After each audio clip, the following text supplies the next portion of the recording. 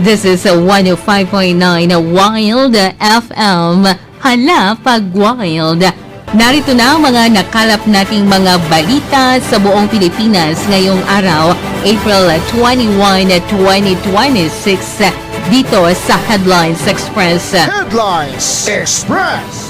Ombudsman Jesus Crispin Rimulya nakatakdang humarap sa House Justice Panel bukas para magbigay ng paliwanag at magsumite ng mga dokumento kaugnay ng isyu sa SALN.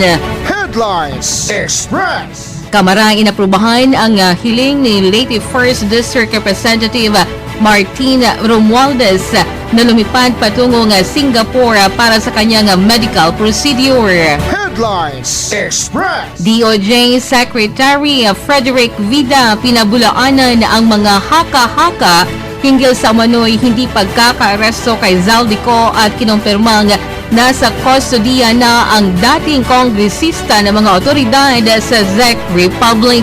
Headlines Express. Department of Budget and Management inaprubahan na ang paglalabas ng 46.22 bilyong pondo para sa 1,743 infrastructure projects sa buong bansa. Headlines Express. Dating Vice President at ngayon Naga City Mayor Leni Robredo nilinaw na hindi na siya tatakbo para sa anumang posisyon sa 2028 national elections. Headlines Express. Retired Military General Carlito Galvez Jr. nagbitiw na sa pwesto bilang Presidential Advisor on Peace, Reconciliation and Unity.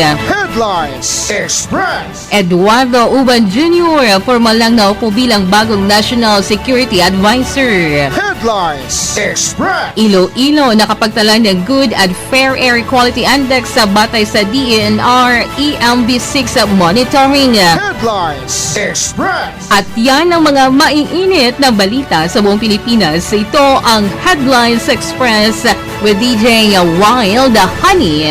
Headlines Express. Wild FM.